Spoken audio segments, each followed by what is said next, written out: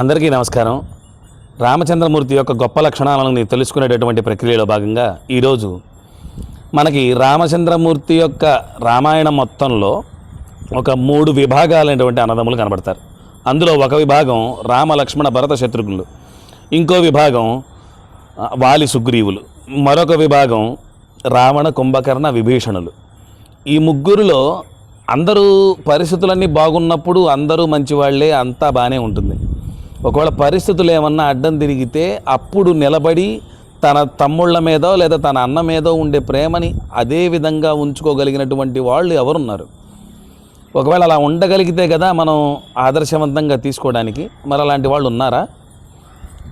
అది మనం ఒక్కొక్కటిగా చెప్పుకుంటూ వెళ్దాం. ప్రస్తుతానికి ఈరోజు అరణ్యకాండలో లక్ష్మణుడు రామచంద్రమూర్తి ఇద్దరూ ఒక దగ్గర కూర్చొని, సీతమ్మతో కలిసి కూర్చొని ఉండగా రామచంద్రమూర్తి పాదాలు నొక్కుతున్నటువంటి లక్ష్మణుడు, రామ, ఈ పాటికి మనం గనక అయోధ్యలో ఉండుంటే, నువ్వు ఒక రాజ్యాన్ని పరిపాలించేటటువంటి మహారాజుగా నువ్వు అక్కడ కూర్చొని ఉంటే, నీ వైభవాన్ని నీ కీర్తిని చూడడానికి ఎంత బాగుండేది.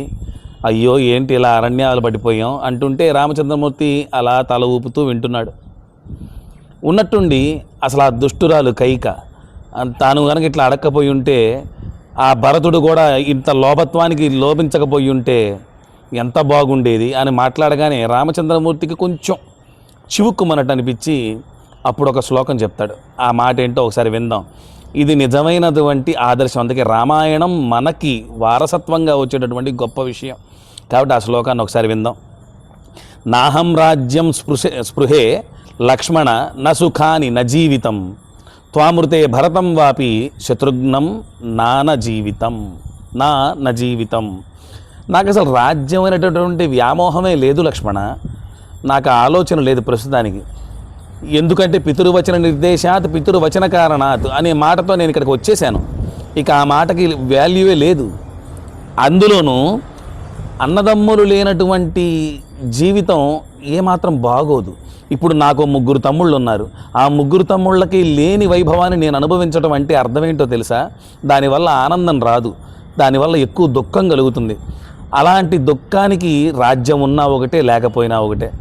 కాబట్టి రాజ్యాన్ని అనుభవించినా లేకపోతే సుఖాన్ని అనుభవించినా నా తమ్ముళ్ళతోనే. ఒకవేళ వాళ్ళు లేని నా రాజ్యం కానీ నా సుఖం కానీ అది నాకు నిజమైనటువంటి ఆనందాన్ని కలిగించదు లక్ష్మణ అని చెప్తే లక్ష్మణస్వామి ఎంతో సంతోషంగా కాళ్ళు పట్టి క్షమించండి అన్నగారు అనడంతో ఈ అంకం పూర్తవుతుంది.